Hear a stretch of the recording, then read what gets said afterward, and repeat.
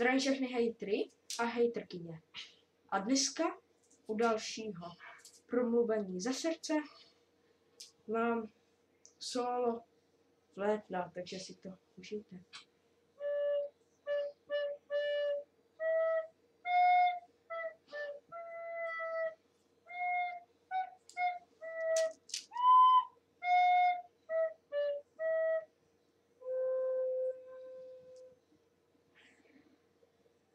Takže děkuji, že jste se na tohle video podívali a u dalšího videa se zase uvidíme, takže asi bych už měl jít.